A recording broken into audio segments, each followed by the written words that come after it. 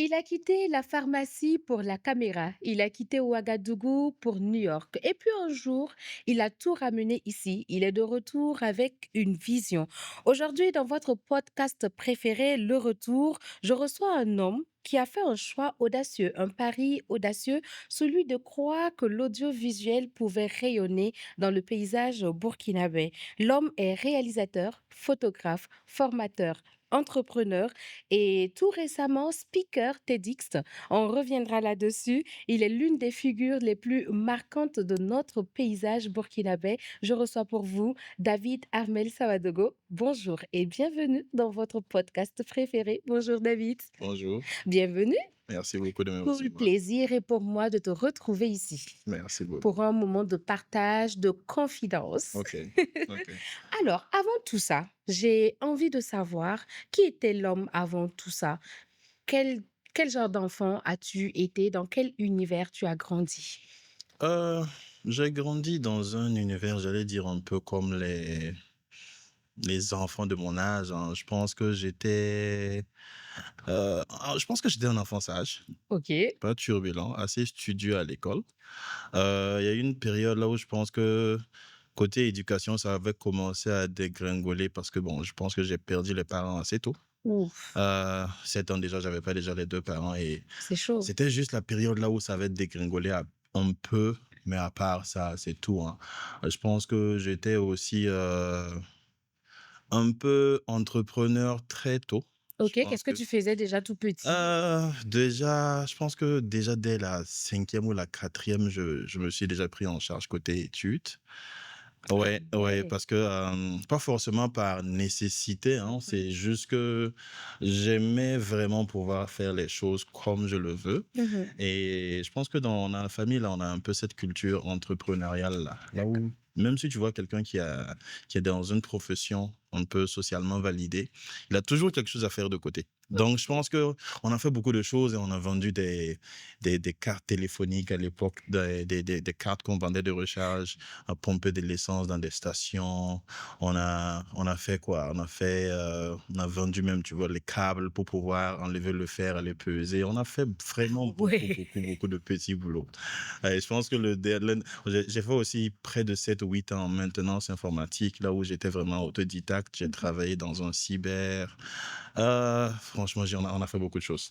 Tout un tas de petits boulots. Oui, Et à côté, il y avait également les études. exactement. Donc, tu commences un cursus ici à Ouaga. Oui. Comment tu commences déjà ce cursus-là? Ok, le cursus universitaire, c'est Oui. ça. Je pense que après le bac, j'ai eu la chance d'avoir le bac avec une mention. Et c'était à l'époque là où tu choisissais 3 filières Oui. et Et tu on choisis. Oui, on t'orientait. t'orientait. Je pense que j'ai choisi 3 filières. J'ai choisi la médecine, la pharmacie et puis SVT. Mhm. Je pense que les trois avaient marché.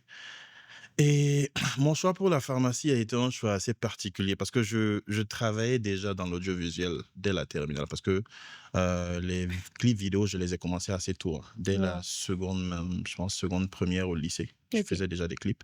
Et je me disais qu'en fait, choisir la pharmacie, selon moi, ça allait être une faculté assez facile.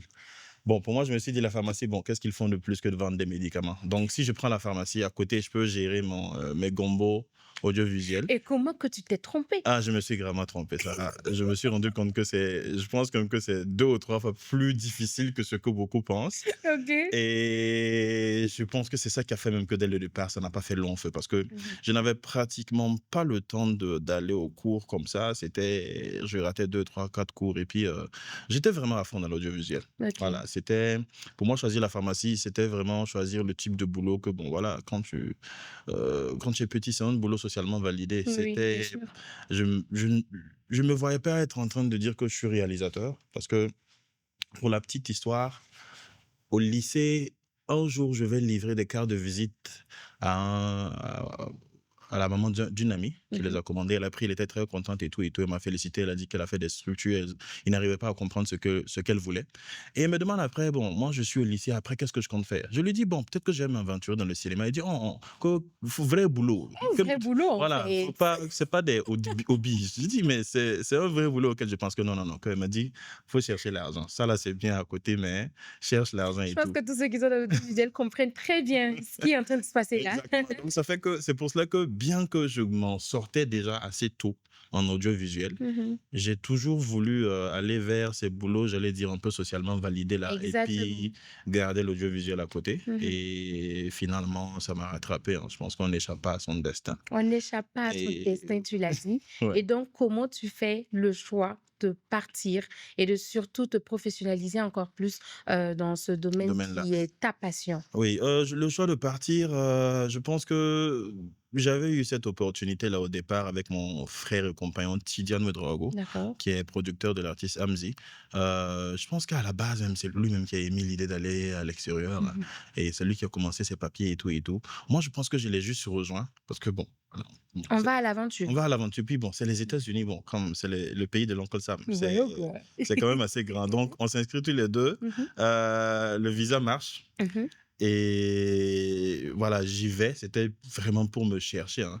En tout cas, c'était pas pour continuer la pharmacie. C'était pas non plus pour, j'allais dire, c'était vraiment pour me chercher. D'accord. Maintenant, j'arrive sur place et Mmh. puis je me rends Avant compte. d'arriver sur Oui. place, comment tu pars? Comment tu annonces déjà à ta famille: Mhm. «Je lâche la pharmacie et je me casse. Ça, Je vais c'est me chercher». c'est une anecdote peut-être que j'ai pas beaucoup rencontré. Vu que financièrement, ça, Mmh. je pense que dès l'université, ça allait. Mmh. J'ai travaillé assez tôt. Donc, l'inscription, les frais d'études et tout ce qu'il y a autour du visa, même le billet d'avion, ça a été pratiquement sur fonds propres. Donc, je me lève comme ça un jour, j'informe la grand-mère, je lui dis, bon, je suis en train d'aller à l'ambassade des États-Unis pour chercher un visa. Elle me dit, ah bon? Je dis oui. Donc, priez pour moi seulement que ça marche. J'ai un peu caché la chose, quoi. OK. J'arrive, je reviens à 11 heures, je lui dis le visa a marché, je pars dans 3 jours. Ah, c'est vrai, c'est comme ça que la nouvelle est tombée dans la famille. OK. Et voilà, tout le monde était content, des félicitations à gauche, à droite, et voilà, tout le monde était vraiment très content. Le jour de Et ton départ, comment ça se passe à l'aéroport, les le jour de endroits? mon départ, 31 décembre 2012, c'était le 31. Il y Mmh. avait la fête, la ville était en OK. ébullition.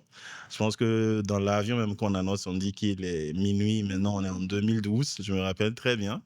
On a fêté à l'aéroport et bon, je n'arrivais pas à croire. Tu OK. vois, c'est la première fois de prendre l'avion. D'accord. Tu es en train d'aller vivre un rêve que tu n'imaginais pas possible, un rêve que beaucoup veulent vivre, ou que beaucoup ont vécu. Et je pense que le mot, c'est désorienté. OK. Parce que c'était très grand, beaucoup, beaucoup d'émotions. D'accord. Voilà, c'est vraiment le sentiment qu'il y a jusqu'à atterrir là-bas. D'accord. Oui. Ben, tu atterris. Mhm. Comment le pays de l'oncle Sam, justement, t'accueille? Le pays de l'oncle, ça m'accueille bien. Moi, je peux dire que j'ai eu la chance d'avoir été reçu par un grand frère, Évariste Yanogo, que je remercie beaucoup, qui était déjà bien installé là-bas, qui m'a aidé pour l'inscription. Donc, il vient me chercher, c'était à Washington, D.C. Et je me rappelle bien le parcours de l'aéroport à chez lui. Mmh. On est là, il me dit, voici, ça c'est le Pentagone. Je suis dans la voiture, je vois, tu vois, les trucs que tu voyais à la télé. La télé. Et là, tu le vois physiquement, tu vois si la Maison Blanche, un peu 1600 Pennsylvania Avenue et tout.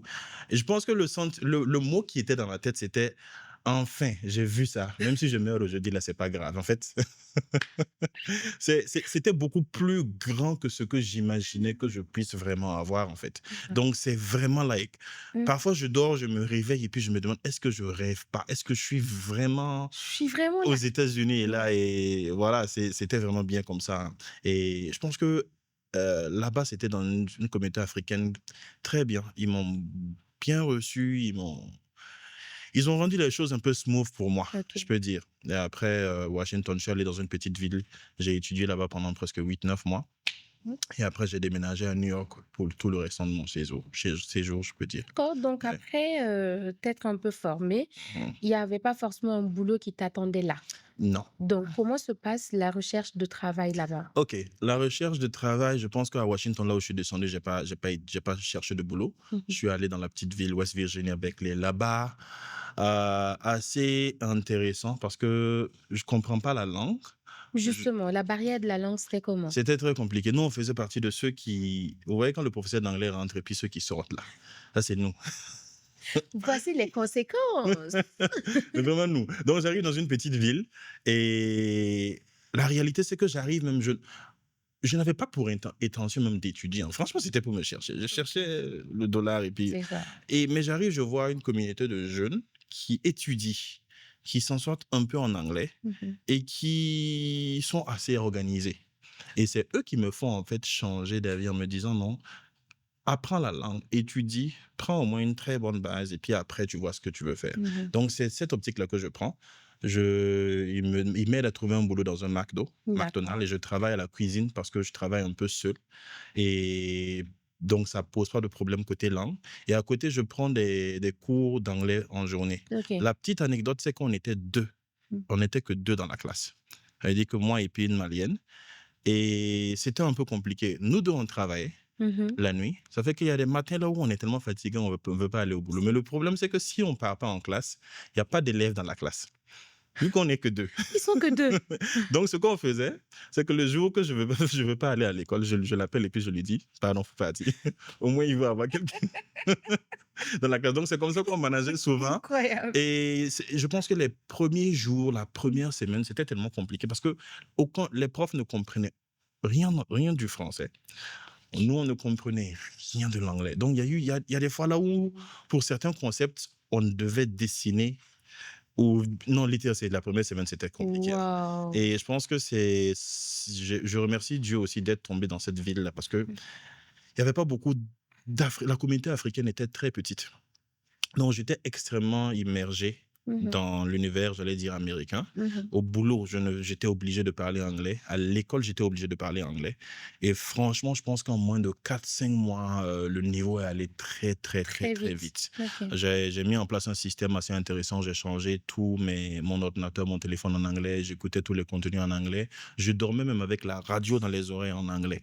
Et je me suis vraiment immergé dans ça. Et en 4 mois déjà, je pense que le niveau allait Mmh tellement mh. que je travaillais même déjà pour l'école. Là où je OK. m'occupais, oui. En fait, partout où tu es, tu fais quelque chose. Voilà, donc c'est un peu ça et puis c'est allé vite et puis bon, après ça, au bout de 7 8 mois, Mmh mh. je pense que j'ai eu mon TOEFL, je devais maintenant commencer les cours proprement dit dans une filière particulière et il se trouvait que là-bas, la filière que je voulais là, financièrement, c'était un peu chaud pour moi de gérer. OK. Donc j'ai décidé en ce moment de partir à New York parce que là-bas, je voyais qu'il y avait des gens qui étudiaient et qui travaillaient et qui gagnaient un peu plus. Et j'ai fait vraiment ce départ là-bas. C'est surtout mon arrivée à New York Mmh mh. qui a été très chaude. C'est là-bas que vous voyez les histoires là où les gens rencontrent et puis ils arrivent et puis c'est chaud là. C'est là-bas que ça a été chaud parce que je sais que j'ai dormi dans un parc, le parc de Yankee Stadium Mais pendant 4 jours. non! Oui, je pense qu'on a fait 4 nuits. C'était soit entre le métro, entre le parc, jusqu'avant de trouver une maison. Quand on vit ces moments-là, Oui, est-ce qu'on se dit: «Mais qu'est-ce que je fais là? Je fais peut-être une erreur?» oui. Mais Est-ce que tu as regretté? oui, là, en ce moment, j'ai regretté Mmh. parce que quand je suis arrivé à New York, Mmh mh. pour ceux qui ont appris un peu de mon histoire, ils me demandaient en fait pourquoi est-ce que j'avais quelque chose qui fonctionnait en fait. J'étais Mmh dans mh. l'audiovisuel, je gagnais assez bien ma vie entre guillemets. Pourquoi est-ce que je viens ici? Et je me rappelle que Yankee Stadium même, je recevais toujours des vidéos, des clips de mes confrères qui étaient restés ici et je montais là-bas. Depuis là-bas? Depuis là-bas. Donc, ça fait que quand je sortais mon ordinateur et puis j'étais en train de monter, il y a des passants qui arrivaient qui se demandaient en fait, bon, qu'est-ce que toi tu fais ici en fait? Mmh mh. Mais bon, c'était juste les débuts. Et je pense que ça m'a vraiment incité à ne pas lâcher l'audiovisuel. D'accord. Sinon, je pense que c'est ça la difficulté, hein. Beaucoup qui partent avec l'audiovisuel. Arrivé, tu fais les petits jossis. Tu te dis que tu vas faire assez pour avoir un peu d'argent et puis après revenir, mais le temps passe très vite. Ça passe vite. 3 ans, 4 ans, 5 ans, tu n'as plus de motivation de revenir et puis voilà, tu perds un peu ta passion. Mais je pense que c'est le fait qu'il y avait derrière ces gens-là qui me disaient: «Tu as quelque chose, tu as quelque chose». Ça m'a permis aussi De d'attraper, tenir. de tenir un peu. Voilà, et je m'inscris en gestion d'entreprise pour ne pas perdre mon statut d'étudiant. D'accord. Et après, mais à côté, je me forme intensivement en audiovisuel. Waouh. Tout ce qu'il y a comme audiovisuel à faire dans la communauté, je suis là. Je ne regarde pas le gain financier, mais c'est pouvoir pratiquer, performer. Pour ne pas perdre la main, C'est quoi. ça. Et je m'inscris beaucoup dans des centres de formation, des bootcamps, des certifications en ligne, l'autodidactie comme je l'ai commencé. Je lâche pas vraiment du début jusqu'à la fin. C'est un OK. peu ça. Donc tu fais tout ça Mhm. et jusqu'à ce que tu puisses monter ta propre structure audiovisuelle Exact. et ça ne surprend personne? Non, pratiquement pas. Je pense que c'était un C'était peu une belle continuité. la suite logique. Mmh. Oui, 2015, je finis, j'ai mon diplôme dans gestion d'entreprise et je décide de partir pour faire l'audiovisuel. Je dis que j'essaye d'abord, Mmh. je me fracasse très fort parce que j'étais juste très passionné. Je pensais que de toute façon, ça marchait en Afrique là. Dès que je reviens, je suis prêt, je rentre comme ça.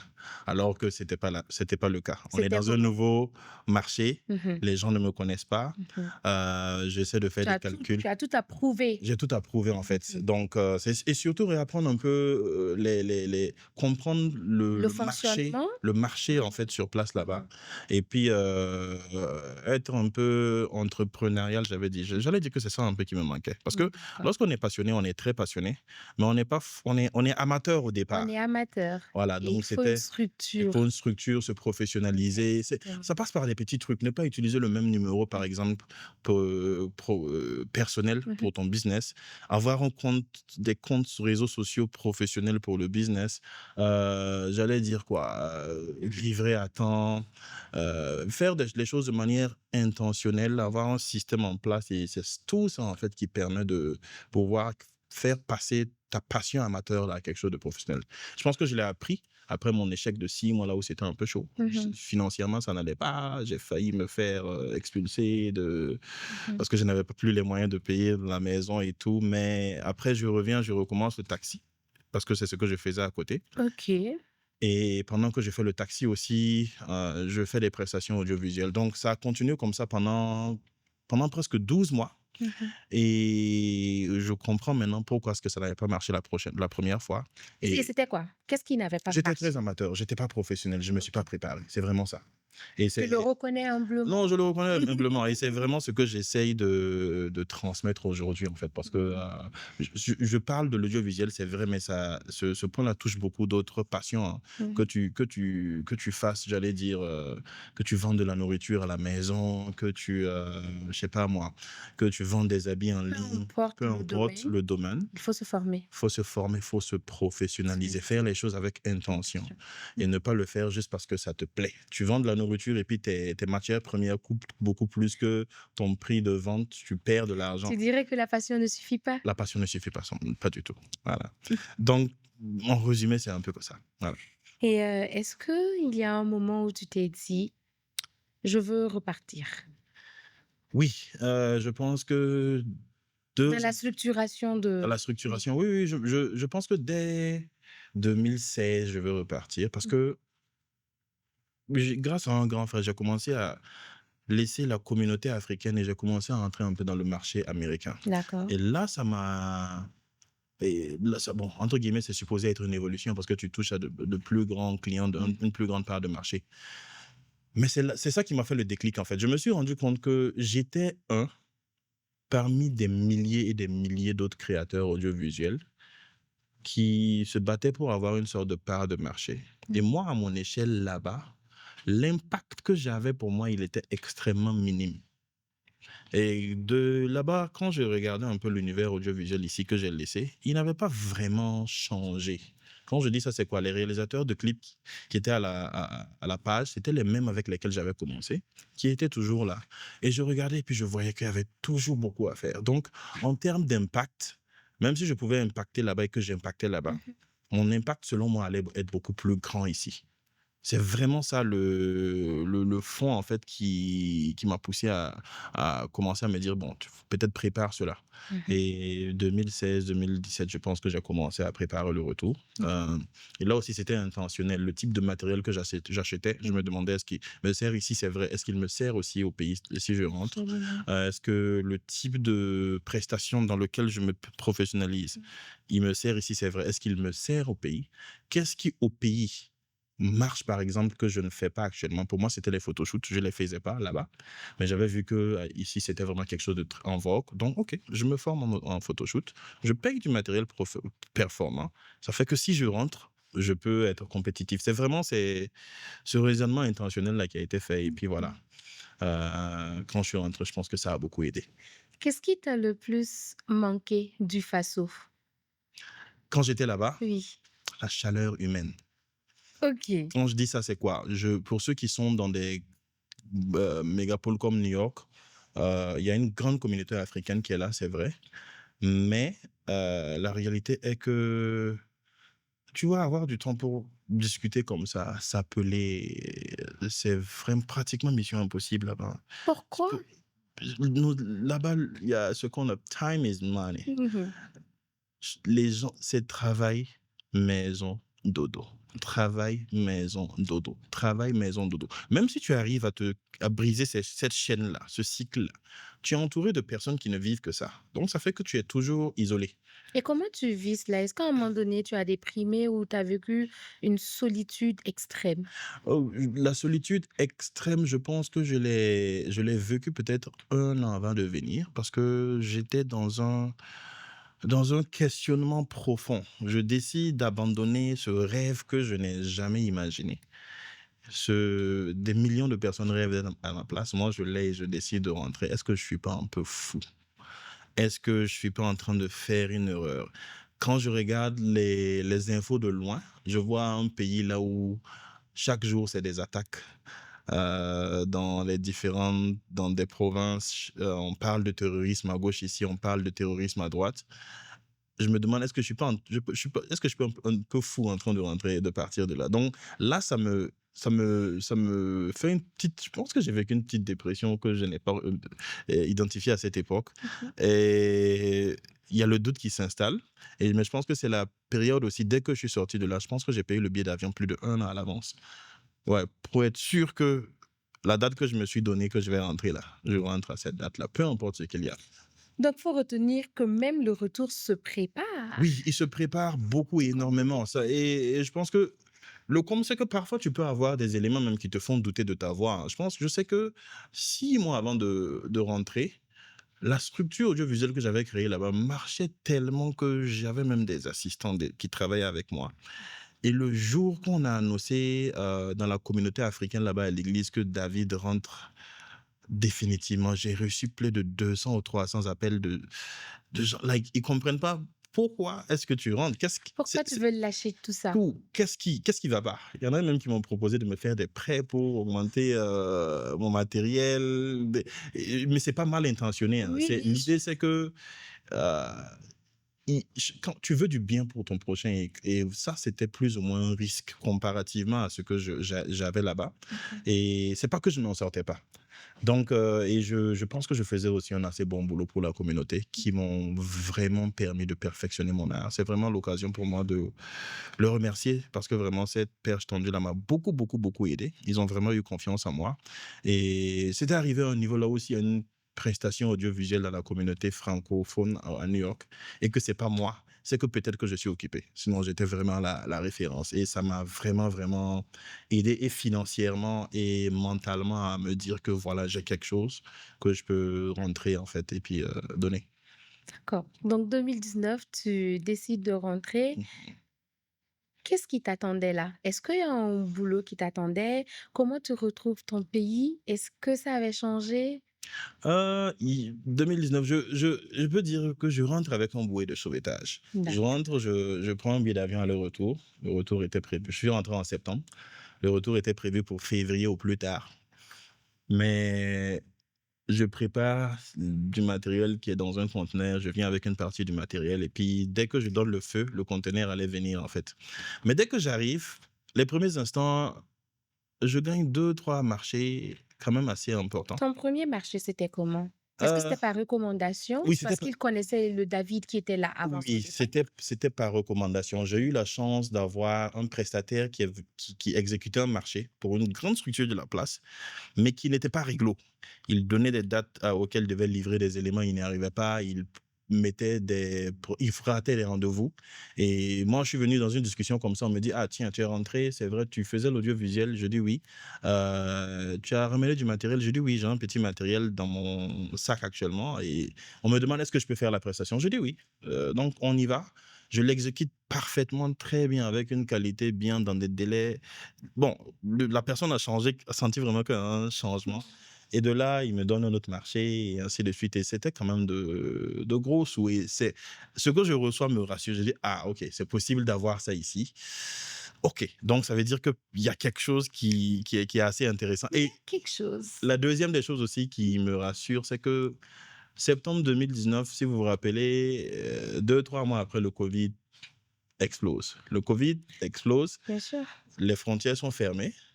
Ceux qui étaient aux États-Unis, c'est un peu chaud pour le confinement. Mais ici, les choses bougeaient quand même. Parce que je pense que c'était une période là où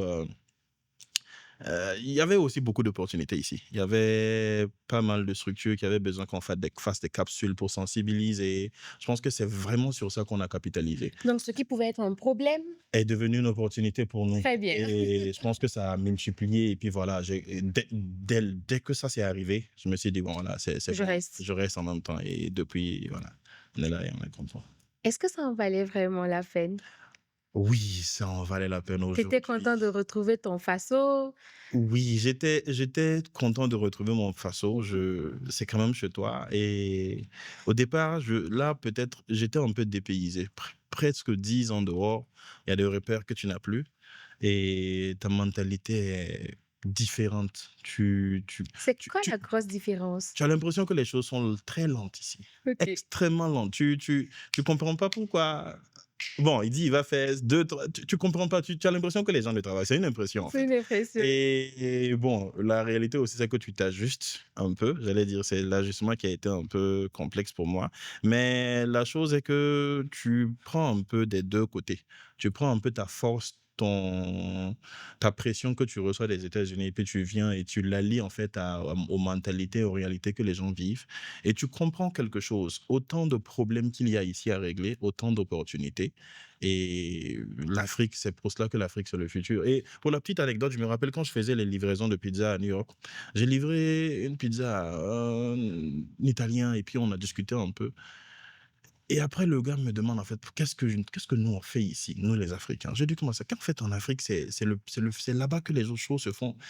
Là-bas, aux États-Unis, tout est déjà fait. En Afrique, il y a tellement de choses à construire que bon, il comprend pas en fait pourquoi nous on vient. Et ce genre d'événements-là font quand même un petit déclic.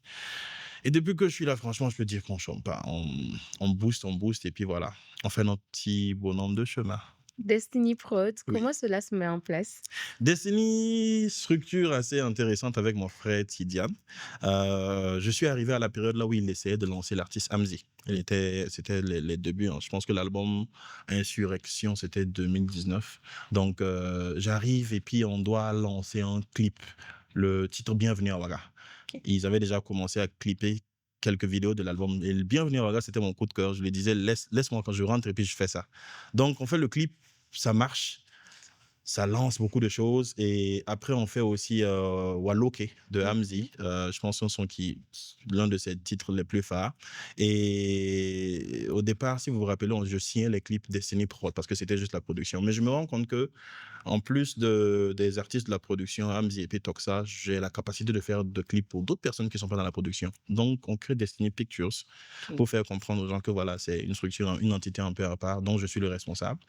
Et voilà, on travaille ensemble. Lui s'occupe de la production événementielle et tout. Moi, je suis à fond dans ce qui est production audiovisuelle. Je constitue mon équipe, je forme. Et voilà, on fait les choses un peu comme ça. Aujourd'hui, on a un groupe avec une troisième branche qui s'occupe aussi de la communication. Donc, voilà, on essaie de faire un La peu. famille grandit et ne cesse Exact. de grandir. Exactement.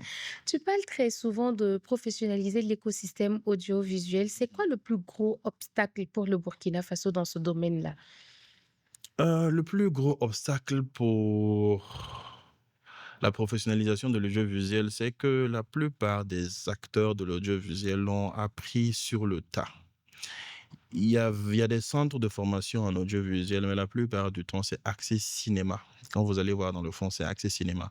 Une école de formation qui forme, par exemple, un photographe type, du type qu'on voit qui fait des shoots, qui couvre des cérémonies avec des softbox et tout, qui fait des réalisations de clips et qui forme dans l'événementiel. Une structure type exact comme ça n'existe pas réellement. Donc ça fait que la plupart du temps, ils se sont formés sur le tas. Ils ont vu quelques tutos, ils ont vu quelqu'un faire. Et puis voilà, eux aussi, ils suivent. C'est pas vraiment avec une intention, c'est une passion qu'ils ont réussi à transformer. Et puis ils vivent de ça. Donc professionnaliser le métier pour moi, c'est de voir plus loin que ça. C'est de savoir se dire que tu as une structure audiovisuelle, c'est vrai, mais tu dois raisonner en tant que chef d'entreprise. C'est à un moment donné, tu parles avec tes clients au départ, mais en tant développe un service clientèle pour te permettre de pouvoir mieux gérer les choses. Ne mélange pas tes finances aux finances de l'entreprise. OK. Prends peut-être une assistante en comptabilité. Comment je vais dire? Professionnalise-toi de manière à pouvoir transmettre, à pouvoir mettre surtout des process, un processus qui te permet de grandir, qui te permet de communiquer sur ta structure. Vois ton activité, ta passion là, comme une entreprise fonctionne à 100%. C'est pas parce que c'est une passion que tu dois juste la négliger et puis faire comme si c'était de l'à peu près. C'est un boulot comme les autres. Mais on a l'impression que quand on commence, on se dit: «C'est un début, donc Mmh. je n'ai pas forcément besoin d'une comptable ou d'une secrétaire. Je fais tout moi-même». Oui, oui. Donc Au début, c'est nécessaire. OK. Au début, c'est nécessaire, mais se professionnaliser, c'est justement faire les choses avec intention et reconnaître quand c'est le moment. Un exemple, tu commences à recevoir 2, 3, 4 clients. Tu fais des prix qui sont abordables, parfois même gratuits au départ. Si le mois, tu passes de 4 clients à peut-être 12, 13 clients, c'est que les gens veulent. Tu dois avoir le déclic et comprendre que maintenant, c'est le moment d'augmenter tes prix. Tu peux doubler tes prix. Tu diminues de moitié tes clients, mais tu gagnes la même chose, sinon autant que, mais en faisant beaucoup moins de boulot. Ça, c'est par exemple un exemple. Et quand tu avances encore, tu dois comprendre que, bon, voilà, tu passes ton temps à faire les choses toi-même. Mmh. Il y a un niveau de saturation qui arrive parce que tu n'as que 24 heures de la journée. Il y a un niveau de prestation que tu ne peux plus prendre. Ça veut dire qu'il faut que tu aies un Absolument. assistant que tu formes. Après, tu as un assistant, tu vois que un seul ne suffit pas, il faut deux. Après, tu vois que tu as une structure qui est là, il faut que maintenant tu délègues. Lui, il s'occupe de la vidéo, lui, il s'occupe de la photo. Il y a des tâches qui n'ont rien à voir avec l'audiovisuel aussi qu'il faut que tu prennes en compte, et ainsi de suite, et ainsi de suite. C'est des trucs que tu fais avec intention. C'est le local que tu loues d'abord au départ, peut-être que tu dors là-bas et puis tu travailles là-bas. Mais à un moment donné, ce n'est plus professionnel que le client arrive et puis tu sors de ta chambre et puis tu as peut-être ton enfant. C'est pas forcément professionnel. Peut-être que c'est le moment de chercher un local là où tu travailles. C'est vraiment cette intention-là Comment que on j'ai. apprend ça? Où est-ce qu'on apprend ça? Moi, Quand on commence et qu'on ok, est entrepreneur, où est-ce qu'on apprend la gestion financière? Comment on apprend à institutionnaliser et à structurer son travail? ok. La première des choses, moi, je le dis, il y a des formations gratuites qui se font en entrepreneuriat. L'Agence nationale de la promotion de l'emploi, par exemple, donne ce genre de formation-là. Je sais que la maison de l'entreprise, et même la chambre de commerce, ils donnent ce genre de formation-là, gratuite ou payante. C'est d'y aller. Ensuite, vous avez par exemple des masterclass, des gens qui sont dans le domaine et puis qui ont une certaine réputation, qui donnent des masterclass sur certains sujets, qui aident beaucoup. Vous n'imaginez pas comment de gens ont peut-être des problèmes qu'ils essaient de régler depuis 6 mois.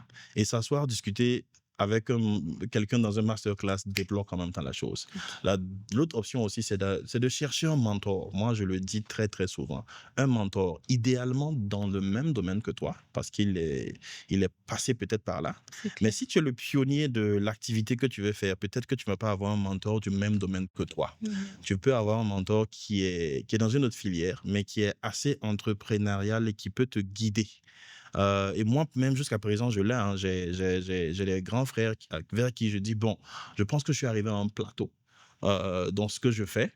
Et voilà, je ne sais pas où aller. Il me pose des questions. OK, dans ton domaine là, c'est quoi l'équivalent, par exemple, d'un agrément? C'est quoi OK. l'équivalent de ça? Est-ce que tu connais quelqu'un qui fait ça? Voilà, voilà ce qui se fait chez nous. quel est l'équivalent de ça chez toi? Et ça te pousse à avoir ce genre de réflexion-là pour encore pousser un peu les choses. Les services des mentors, il y a 2 façons de l'avoir. Soit il y a des services, il y a des mentors qui le font de manière payante. Il y a des mentors aussi qui proposent un échange gagnant-gagnant. Là où tu viens lui donner tes services et lui, il te transmet de la connaissance. Peut-être que tu as des connaissances en comptabilité. Tu le rejoins dans sa structure et puis tu l'aides un peu dans sa comptabilité Mmh. pendant qu'il te transmet maintenant des connaissances dans le domaine que tu veux. C'est Exactement. c'est un exemple, Et voilà. très souvent aussi, il y a l'humilité. L'humilité, bien sûr. L'humilité, et voilà, il faut savoir vraiment faire une certaine approche parce que, comme je C'est le dis, ça. c'est pas, il n'est pas obligé de le faire. Et c'est ça, se former et puis avoir les services de mentor. Rejoindre aussi un cercle de gens qui sont dans ta niche. Parce que vous Il allez faut pouvoir savoir s'entourer, tu dirais? s'entourer. Voilà, c'est ça. Vous allez vous partager beaucoup d'expériences, je dirais, et vous allez apprendre de vos erreurs. Voilà, parce que c'est vraiment ça le conseil que je peux donner, quoi. Et c'est tout cet ensemble-là. Et surtout se former en entrepreneur, c'est important. C'est la gestion d'entreprise. Si tu as une structure, il faut que tu connaisses, que tu saches la gérer. Voilà. Moi, j'ai eu Exactement. la chance, j'ai choisi le domaine, j'ai décidé d'étudier la gestion d'entreprise pour ne pas perdre mon statut, mais ça m'a beaucoup aussi aidé. Et même après ça, je continue de me former. D'accord. Mhm. Alors, tu intègres l'IA dans Mhm. ton travail de tous les jours. Premier clip à utiliser l'IA. Mhm. Comment ça se passe pour toi et Mhm. comment le peuple burkinabé accueille cela?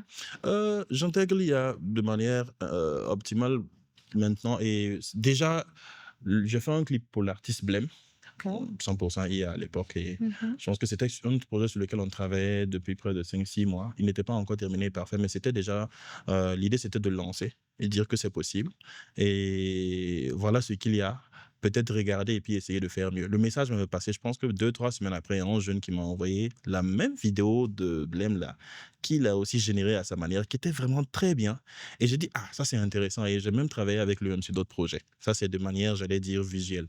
Mais l'IA aussi, derrière, c'est un compagnon, un assistant qui facilite beaucoup de choses. Et moi, en fait, le truc, c'est de démystifier ça. C'est bien que tu le dises Oui, comme ça, c'est un compagnon. c'est un compagnon. Parce qu'on a l'impression Euh, que l'IA va remplacer Remplacer. l'homme, euh, tout ce baratin qu'on nous raconte non, non, autour. absolument. Mais donc, il faut savoir utiliser l'IA et l'adapter à ton domaine d'activité de sorte à ce que l'IA puisse t'aider à être beaucoup plus Plus performant, performant, plus productif. tout C'est vraiment ça. simplement. Moi, c'est ça. Un exemple concret. Avant, quand je faisais les scénarios des clips, j'écrivais.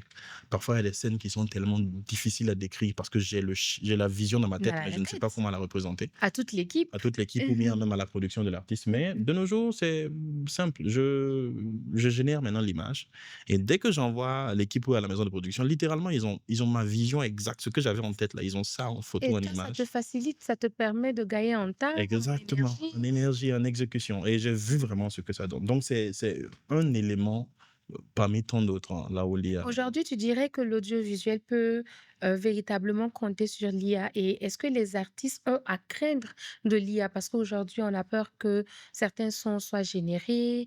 Donc, comment tu vois tout cela? Moi, je pense pas que les artistes ont craindre que par rapport à l'IA. En fait, c'est comme dans toute industrie, hein. Lorsqu'on a, par exemple, une innovation technologique, elle vient ouvrir d'autres opportunités, d'autres parts de marché.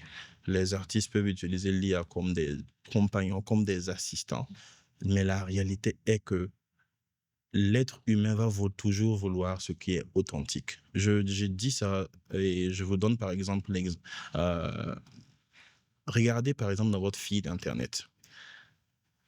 Si vous avez un peu l'œil, vous allez remarquer que beaucoup d'entreprises font des affiches avec de l'IA. Ils ont quelque chose en commun. Les affiches se ressemblent. Quand tu regardes, il y a quelque chose qui se ressemble. Mhm. Et le fait que tout le monde fasse des affiches qui se ressemblent, celui qui fait une affiche qui a été faite par un être humain se démarque. Et le but ultime d'une structure, que lorsqu'il fait une certaine communication, c'est de se démarquer. Donc, vous allez voir que, même par exemple pour les photoshoots avec IA, quand c'est sorti, c'était un peu tendance, tout le monde générait des images. Mais en tant que photographe, on sent le changement. Les gens reviennent encore aux prises de photos parce que dès que tu vois que l'image est IA, bon, voilà, ça ne te dit plus rien. La dopamine que tu recevais des Mhm. likes de cette photo-là, il y en a pratiquement plus, ça a complètement diminué. Donc, on revient à l'époque là où les gens préfèrent aller avoir l'expérience du photoshoot, avoir l'authenticité. Et c'est pareil vraiment pour tous les domaines, même en musique. Donc, je pense pas qu'il y a vraiment quelque chose à craindre. D'être, oui, être juste le meilleur de ton art, de manière à ce qu'une intelligence artificielle ne puisse pas faire quelque chose de plus authentique que toi. C'est Tu vraiment as plusieurs cordes à ton arc, ça. donc la photographie fait partie intégrante de toi également et il y a plusieurs spécialisations autour de la photographie, mais j'ai l'impression qu'on ne connaît pas assez ou qu'on ne s'aventure pas assez Mhm, dans la photographie parce que récemment, j'ai une connaissance qui était enceinte mhm, et elle recherchait un photographe qui ne faisait que la des f- photos shoot pour femmes enceintes mhm, et pour bébés. mhm. Donc ça, c'est un domaine, particulier. Oui, Donc il peut y avoir quelqu'un qui veut des photos nature mhm. et ainsi de suite. Donc il y en a beaucoup qui ont la possibilité d'élargir, leur, zone et comment en fait, on ferait pour que nos photographes puissent nous offrir encore plus de professionnalisme ou de spécialisation dans tout cela? Moi, je me dis que c'est une question de pouvoir d'achat. Et quand je dis pouvoir d'achat, c'est, vous voyez, la classe des personnes qui font les photoshoots, c'est une classe peut-être qu'il y a 10 ans n'existait pas. Aujourd'hui, tu dis qu'une photo peut coûter 5 000. Mmh. Tu demandes à certains de nos parents, ils sont choqués. Comment une photo va coûter 5 000? Parce qu'on a grandi lorsque les photos coûtaient 250, 300 chez le photographe du quartier. Donc, tu as une part de marché qui s'est créée par des photographes qui proposent maintenant un nouveau type de service avec une classe économique de gens qui peuvent payer. Maintenant, cette classe économique-là, malheureusement pour le moment, elle n'est pas assez diversifiée pour justifier un investissement de spécialisation. Je dis ça pourquoi? Si un photographe décide aujourd'hui de n'être qu'un photographe de shoot de femmes enceintes, par exemple, il va chômer. D'accord. Et je dis il va chômer, c'est vrai qu'il va chômer pendant un temps, peut-être 6 mois, un an. Et s'il continue et qu'il est assez stratégique, il peut arriver à capitaliser toutes ces personnes qui Bébé, veulent mais ça. on en fait tous les Oui, oui, jours oui, à la oui. Non, oui, maternité. mais combien de personnes sont capables et comprennent qu'ils veulent des photoshoots de bébés? Tu OK. vois, c'est cette classe économique-là qui est encore très peu Comment on fait pour intégrer cela intégrée, quoi. au niveau de la population? Oh Que non, ça non. pourrait être bien. Oui, mais ça demande, je me dis il faut un mouvement d'ensemble. Il faut, j'allais dire, toute une communauté de photographes qui décident de le faire. Les photoshoots ont marché parce que c'est pas un seul photographe qui s'est levé, qui faisait des photoshoots, mais c'est parce qu'on a eu un, 2, 3, 4, 5, 10, 15, 20, Mmh. et ça a contribué aussi à diminuer le prix et rendre ça accessible. C'est la même chose aussi si on veut, par exemple, avoir une niche de spécialisation. Il faut que quelqu'un se lève et puis il décide de faire le sacrifice là. Pendant 6 mois, un an, un et demi, peut-être 2 ans, je ne vais faire que ça. Je vais faire que ça ne soit pas une commodité et je vais intéresser les gens et ça va faire que je vais être une référence. Le fait qu'il soit une référence et qu'il s'en sorte, un autre photographe va voir et puis maintenant il va venir aussi proposer ça. C'est ainsi de suite et ainsi de suite et ainsi de suite. Donc, c'est juste que actuellement, pour un photographe qui commence, si je vais attendre peut-être une semaine avant d'avoir un photoshoot de grossesse, alors que je peux avoir une couverture de mariage chaque jour, ou Mmh. bien un anniversaire chaque jour, bon, le gars va m'envoyer toujours de l'autre côté. Donc, je pense que c'est une question de... C'est un ensemble de paramètres, en fait, qui définissent ça. Moi, OK. par exemple, j'ai fait le pari de rendre, j'allais dire, la réalisation de clips rentable. Mais c'était un pari pour lequel je m'étais donné près de 7 ans. Pendant les Mmh. 3, 4 premières années, c'était pas du tout rentable, hein. Parce qu'au départ, on te connaît pas. Au départ, tu peux pas venir proposer certains prix comme ça. Et puis, les gens ne sont pas éduqués au fait que un clip peut coûter tant parce qu'il faut tant d'investissement et de préparation et de moyens, de matériel. Donc, au départ, tu proposes ce service-là pratiquement à perte pour qu'ils connaissent en fait que voilà ce qu'il y a. C'est Voilà ce ça. que tu peux avoir. Et au fur et à mesure, maintenant, tu augmentes ton argent. Mais ça prend des années. Et c'est pas tout le monde, en fait, qui a la patience de pouvoir le faire. Donc, j'encourage. C'est vrai, mais je comprends aussi que certains ne puissent pas le faire. Ça viendra. Oui, Inch'Allah. Alors pour tes clips, comment tu fonctionnes? Tout simplement. Comment tu crées? Comment tu mets l'univers en place Mhm. pour que ça fasse waouh sur nos petits écrans? J'allais dire la première des choses, j'essaie d'être fidèle à l'œuvre principale, selon moi. J'essaie d'être fidèle à l'œuvre principale qui est la chanson.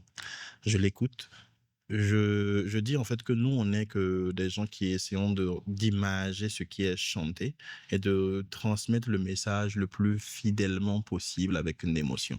Donc, je rentre dans l'univers de l'artiste. C'est pour cela que j'ai la chance de pouvoir faire des clips pour beaucoup, beaucoup, beaucoup de générations d'artistes, des plus jeunes aux plus âgés. Et vraiment, je m'imprègne de l'œuvre, je pose des questions, je regarde son univers, je regarde ses anciens clips. J'essaie de lui demander à savoir s'il veut rester toujours dans ce carcan-là ou bien s'il veut Casser un contraster, peu les casser un codes. peu les côtes. Et je propose. Et s'il valide, on développe ça ensemble. Voilà. Mais c'est vraiment écouter, proposer de manière la plus créative possible. Mhm. Et voilà, jusqu'à présent, en tout cas, je pense que ça plaît. C'est pour cela que je suis assez sollicité. Bon. Et donc, on continue un peu. J'ai entendu dire que les compositeurs, il Mhm, arrivait en fait que le compositeur se déplace chez l'artiste, qu'il passe peut-être un mois mhm, complet avec l'artiste pour rentrer dans son univers, mhm, pour rentrer dans son mind, mhm, pour arriver à écrire une chanson qui ressemble à l'artiste. mhm, Est-ce mhm. qu'il t'est arrivé de faire ça, Euh, côté réalisation? bon, déplacé, non, mais il y a de ces projets peut-être que j'ai reçus. Et puis, j'ai peut-être fait 2, 3, 4 mois. C'est ça, qui t'a pris énormément de Moi, de temps. réflexion, Mhm, d'aller-retour avec un artiste qui comprend mhm. et qui a cette patience-là. Oui, oui, oui, il y a eu de ces projets-là comme ça, là où j'ai pris vraiment du temps. Je viens, à chaque fois, je lui fais des propositions. On échange et puis ça évolue. On réajuste. On réajuste. Et je pense que c'est les projets, j'allais dire, les plus passionnants. Et par exemple, je sais que Waga Jeune de Floby, Mhm. je pense qu'il a été vraiment hit, le son et tout. Ça a été plus ou moins comme ça. La petite histoire, c'est lui qui m'a demandé de choisir dans l'album quel est le son que je pense que je veux clipper. Wow, Et j'ai écouté, Waga Jeune m'a parlé. Et puis il m'a dit, bon, en réalité, lui, il avait ça en tête, mais il voulait voir aussi ce que je pensais. d'accord. Donc on s'est rejoint dessus. Et puis après, j'ai demandé qu'est-ce qu'il a. Il m'a dit quartier libre.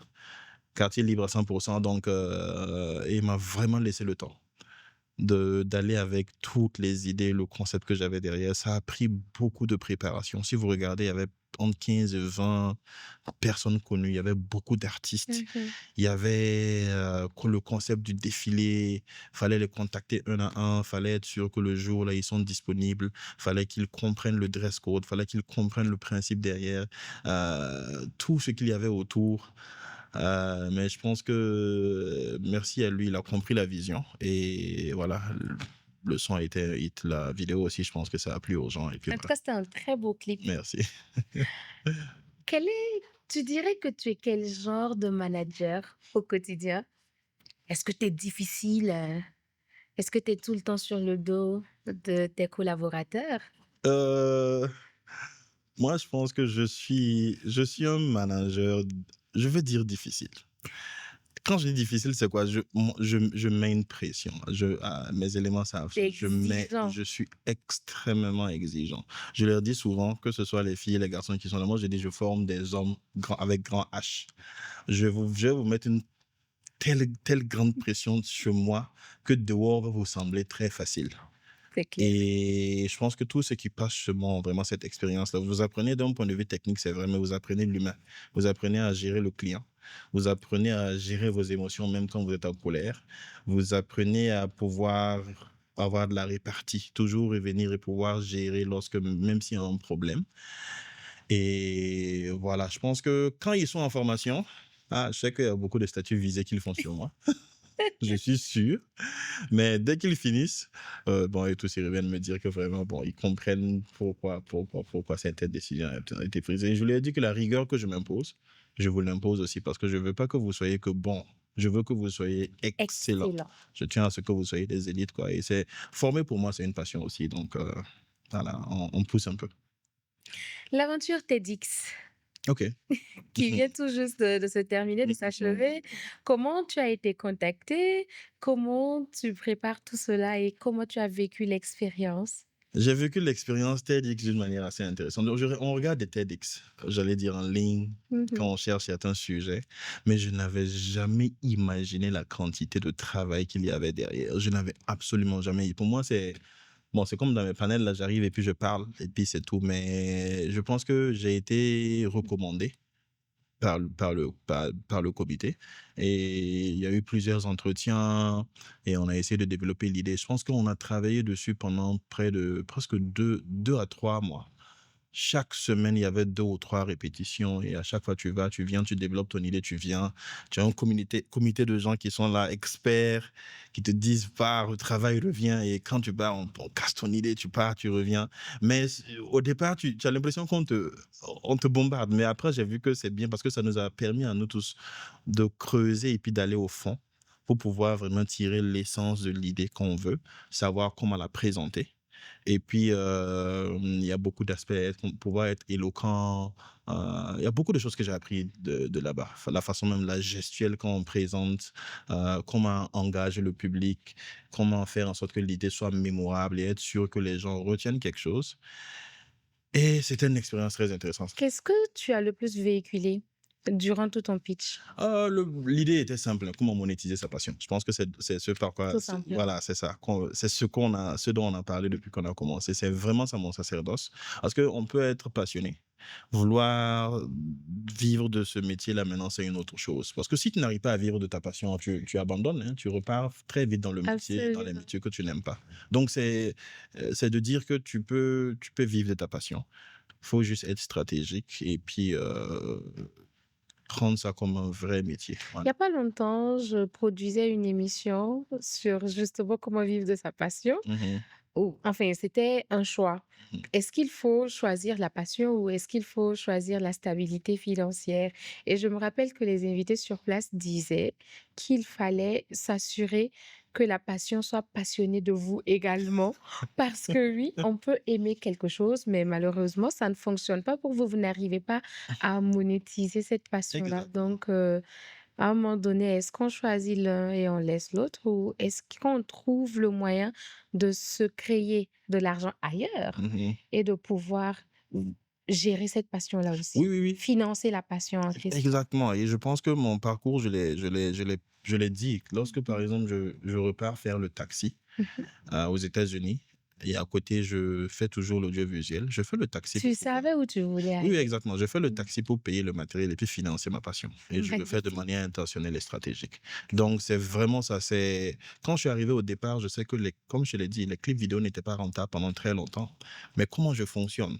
C'est pour cela que je crée une autre structure s'appelle Destiny Events, qui s'occupe de la couverture, justement, audiovisuelle des événements, des cérémonies.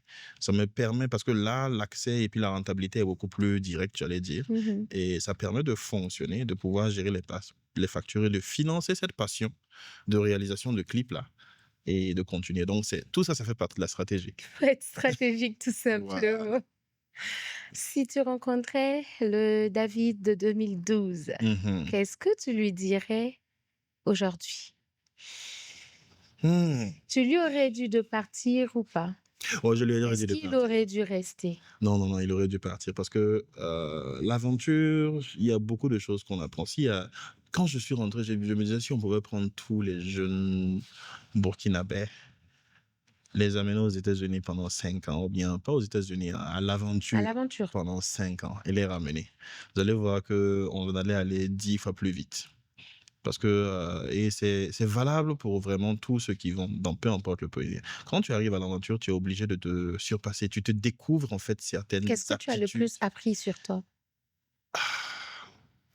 Ce que j'ai le plus appris en aventure, c'est peut-être Ténacité, courage, la résilience. résilience. Je pense OK. qu'il y a plus de il y a plus de problèmes que je rencontre et puis je panique. C'est un problème, quoi. Bon, c'est tout. Parfois, je reviens toujours aux bases. Est-ce que tu as quelque chose pour manger? Est-ce que tu as un toit où dormir? Ah, c'est tout. Le reste, là, si tu as la santé, bon, voilà. Le minimum vital est là, Le le minimum vite. reste, Le on va reste, gérer. voilà. C'est vraiment ça. C'est plus ou moins ça. Et je regrette vraiment pas. Je pense que ça fait partie de mon parcours. Ça fait partie de mon ADN. Et je dirais au David de 2012, Mhm. vas-y, accepte vraiment toutes les réalités que tu vas rencontrer. Accepte que ça sera difficile et dis-toi que c'est un parcours et puis voilà. En réalité, on échoue jamais parce que échouer, je pense que c'est arrêter d'essayer, hein. Échouer, c'est Exactement. arrêter d'essayer, c'est toujours repartir et puis essayer. Et vous allez voir qu'on apprend toujours et puis on grandit. C'est vraiment ça. C'est un beau mindset. Ouais. Quel conseil tu donnerais à ceux qui veulent partir à l'aventure et à ceux qui sont déjà de l'autre côté et qui hésitent encore à rentrer? Hmm, hmm. À ceux qui veulent partir à l'aventure, je dirais, euh, soyez prêts. Et quand je dis prêt, c'est pas financièrement, c'est surtout Mental. mentalement. Soyez prêts à accepter, j'allais dire, à recommencer d'une certaine façon. La plupart de ceux qui quittent et puis qui y vont, si tu vois qu'ils ont pu avoir un billet d'avion, faire les démarches et tout, c'est que peut-être il y avait un minimum qui était là. Donc, sois prêt à repartir au plus bas de l'échelle, j'allais dire, et à casser le mindset que tu as là pour pouvoir absorber le maximum. Va avec beaucoup d'humilité. Et surtout, je pense que c'est ce qui a manqué quand on est arrivé là-bas, est un plan. Quand je dis un plan, faut pas aller juste calquer ta réussite sur le modèle des autres. Parce que parfois, on ne définit pas ce que c'est qu'une réussite pour nous-mêmes. Parfois, on pense que réussir, c'est d'aller peut-être avoir, construire une maison ici, à payer une grosse voiture. Beaucoup l'ont fait et puis ils viennent et puis ils n'y voient pas vraiment de satisfaction, j'allais dire réelle. Et ils repartent et puis ils voient que c'est en travaillant pour une ONG qu'ils estiment qu'ils ont réussi. Donc, ayons un plan le plus tôt possible. Le plan peut consister en deux choses selon moi. Euh, Qu'est-ce que tu fais dans les 10 prochaines années? Est-ce que tu pars pour te préparer et puis rentrer? Si c'est le cas, sois intentionnel dès le départ. Prends des acquis qui vont t'aider à pouvoir t'en sortir là-bas et ici quand tu vas rentrer. Ça veut dire que sois vraiment intentionnel dès le départ et fais vraiment les choses dans ce sens-là. Si tu pars, que tu décides que tu vas vivre là-bas, définitivement. Il y a de ces comportements qu'il faut éviter peut-être d'avoir. Concentre-toi très tôt pour avoir tes papiers, par exemple, Focus. focus. Essaie de t'intégrer très bien dans l'univers, j'allais dire, américain, proprement dit, blanc et tout. Développe ta langue et ainsi de suite. Parce que là, tu es intentionnel à partir de ça et puis tu sais vers quel type de communauté vraiment t'incruster pour pouvoir apprendre le mieux. Ça, c'est pour ceux qui... Veulent partir. Ça, c'est pour ceux qui veulent faire. Mhm. C'est être vraiment intentionnel. Et quand on Et est déjà sur place et qu'on a déjà construit quelque chose là-bas Mhm. et qu'on a envie de rentrer, mais qu'on hésite encore ou qu'on a des dissuasions, on va dire. OK. Qu'est-ce que j'en moi, ce que je vais dire, c'est parfois c'est de s'écouter. Quand je dis s'écouter, c'est quoi? Faut pas prendre le risque de vivre une vie qui ne t'appartient pas. Il y a beaucoup qui ont pris certaines décisions, certains choix parce qu'on leur a dit, parce que d'autres ont fait et ils sont dans des réalités peut-être qui ne leur conviennent plus et ils n'ont pas envie de prendre un risque. Moi, je dis le plus grand risque là, c'est de s'asseoir dans 50, 10 ans et puis de se rendre compte que tu es passé à côté de ta vie et que tu vis une existence qui ne te convient pas. Donc, mon premier conseil serait d'être intentionnel dans ce que tu veux. Si tu veux rentrer, mets les bouchées doubles pour ça. Ça veut dire que si tu as les papiers, que tu veux peut-être faire les allers-retours, tu fais, tu tâtes le terrain. Si tu veux rentrer définitivement aussi, sois sûr que ce n'est pas juste une nostalgie. Rester longtemps aux États-Unis pendant 5 ans, 10 ans, en même temps, le pays te manque. Tu en as marre du boulot que tu fais. Mhm. Peut-être que c'est juste ça qui te manque et puis tu as envie de C'est rentrer. un petit caprice, ça va vous passer. Donc, sois sûr que c'est Mais pas une vraiment, faut être nostalgie. sûr. Mhm. Faut être sûr parce que, et sois prêt à, comme te le dire, hein, dis-toi que tu reviens en aventure. Ok. Cherche-toi, mais en réalité, tu recommences, tu reviens en aventure. Ça veut dire que la même résilience que tu avais quand tu es arrivé et puis tu dormais sur un lit à trois dans une petite chambre, là Mhm. où au départ, tu n'avais pas le confort idéal, là. Sois OK de revenir revivre ça ici. Parce que D'accord. je pense que c'est peut-être ce qui choque un peu.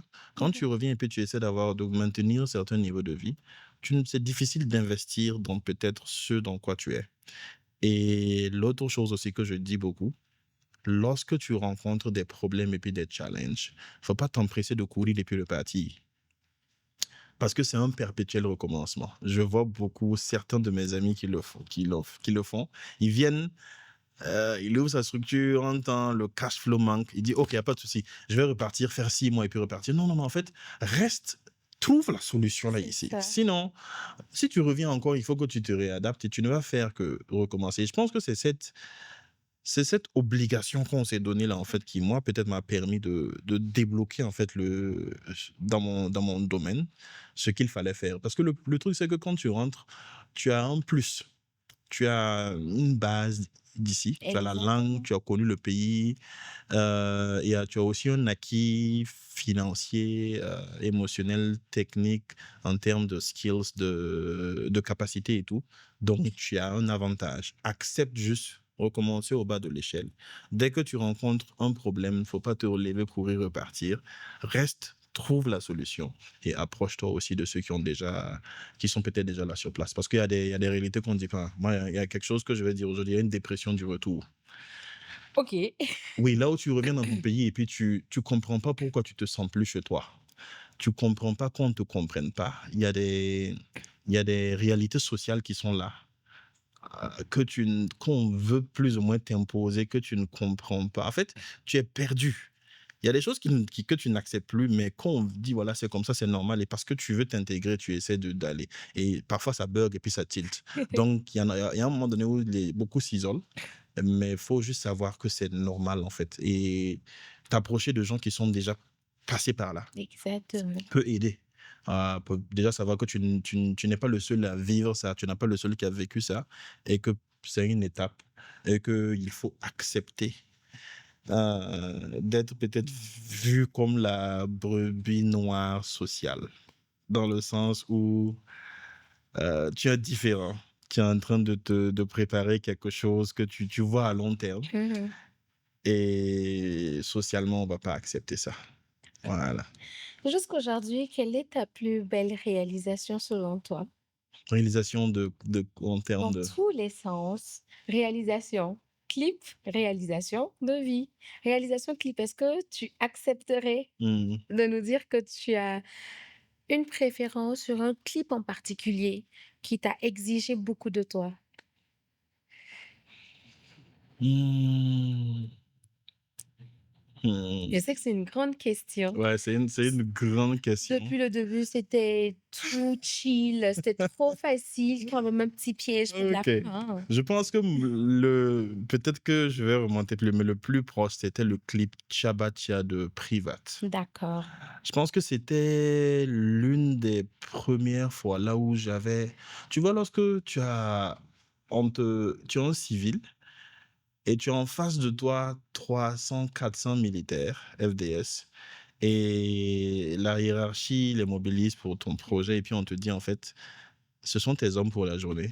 Tout ce que tu dis, il faut faire, ils vont suivre. Mais j'ai été vraiment extrêmement impressionné. Franchement, il y a un petit Voilà. truc. Et parfois, j'ai envie de manœuvrer un peu, mais j'ai dit, bon, tiens les âmes là comme ça là.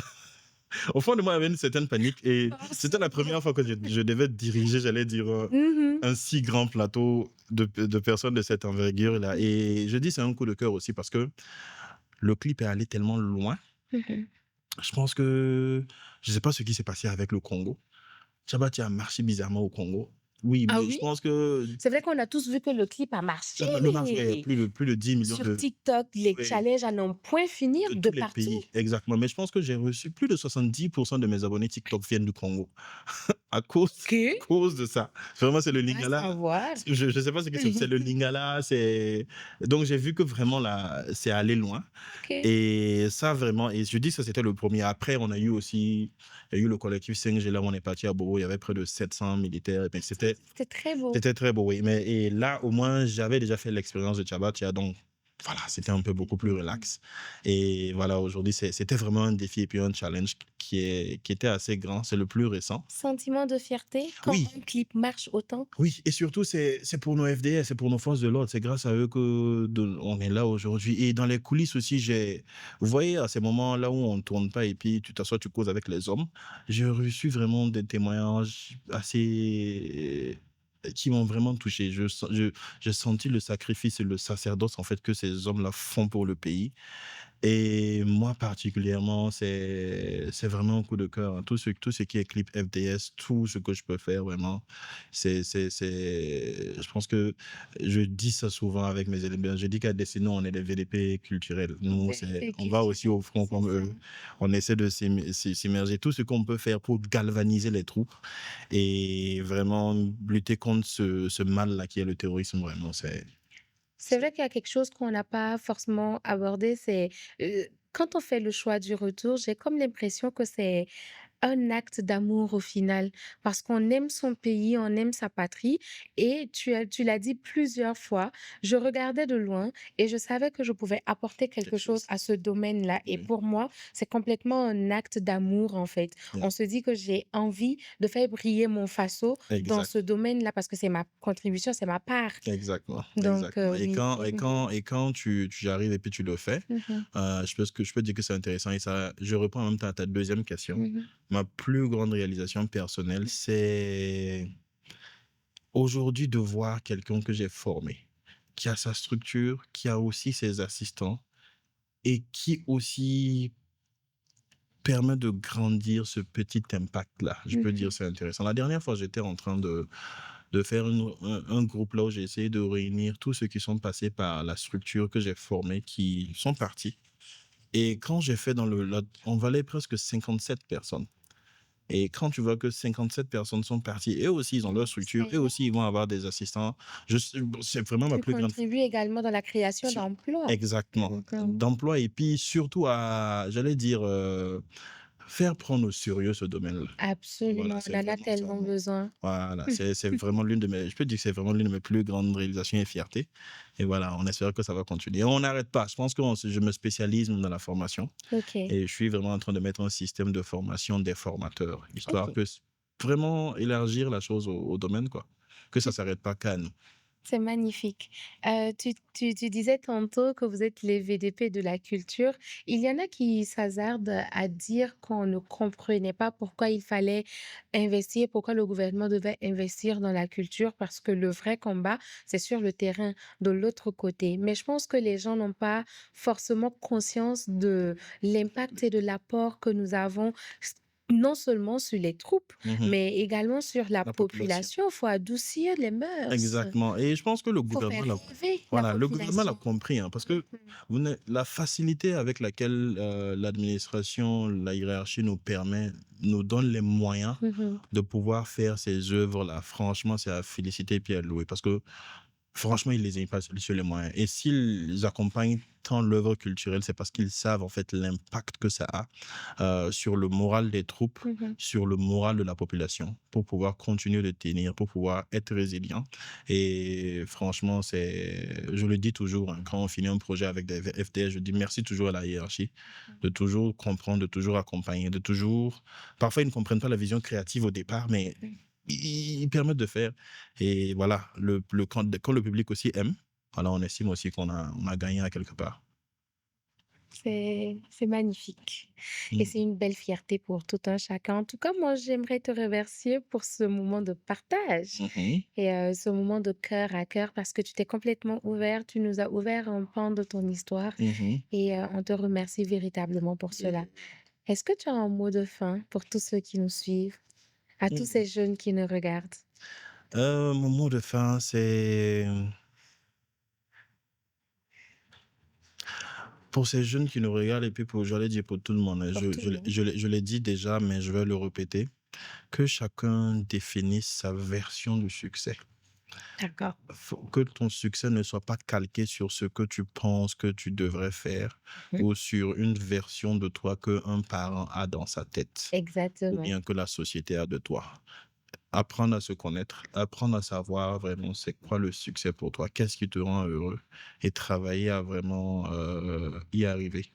Et je l'ai dit dans mon TED, il y a beaucoup qui se réveillent le matin découragés parce qu'ils doivent encore aller au boulot, ils n'aiment pas. Il y en a, dès que l'heure de la descente arrive, ils courent, ils fuient, par exemple. Littéralement, c'est comme si c'est une prison. Mmh. Et je pense que ça, c'est des indicateurs que quelque chose ne va pas. Pour ceux qui sont à l'extérieur, là-bas, le boulot que tu fais, si vraiment chaque jour, tu as l'impression de subir ton activité, Mmh. tu as l'impression que tu vis dans une prison, c'est que c'est un indicateur. S'il y a je dis ça souvent, la dépression et tout ce qui nous arrive là, ce sont des indicateurs que quelque chose ne va pas. Et si quelque chose ne va pas, c'est de voir comment y Il remédier. faut savoir l'identifier L'identifier et et puis, remédier. travailler à ce que à régler ça et Mmh. à vivre sa vie. Au départ, ça ne sera pas accepté, Mmh. mais comme on l'a dit, hein, si tu pars dans ta direction et puis tu t'épanouis, ceux qui ne t'encourageaient pas au début même seront les premiers à te féliciter, À t'applaudir. à t'applaudir et Mmh. puis, qu'est-ce qui peut arriver de pire? Faut pas le pire, c'est que faut pas regretter un jour de ne pas avoir essayé. OK. Au moins, tu as essayé et puis tu as vu: «Oh, ah, je pensais peut-être que, ce cette pâtisserie que je voulais ouvrir là, je pensais que c'était ma passion. En réalité, c'est parce que j'aime les gâteaux, mais bon, je n'aime pas je n'aime pas en faire pour vendre. Tout ce qu'il y a OK. derrière là, je n'aime pas». Ça Mmh. permet d'identifier et dans mes formations, je le dis, hein, Mmh. quand tu viens pour apprendre la photographie, je te montre tout, je te montre la technique, tu sais, je te montre tout et je dis: «À la fin de ce cours, il y a 2 choix. Tu aimes tellement que tu continues dans la photographie malgré que c'est complexe ou bien tu n'aimes pas, tu te rends compte que cette passion-là, je préfère faire ça avec mon téléphone et puis tu arrêtes. C'est les 2 options. C'est ça. Donc, identifie c'est quoi le succès pour toi. Travaille à pouvoir y atteindre le plus possible. Ne vis pas à côté de ta vie.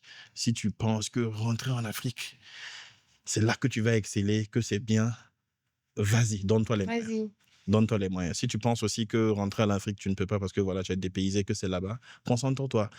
Il y a pas un endroit ou bien une situation particulière pour réussir. C'est là où toi, tu décides que c'est tien Mmh. et tu te donnes les moyens pour y arriver. Franchement, c'est ça. Parfait, merci beaucoup David.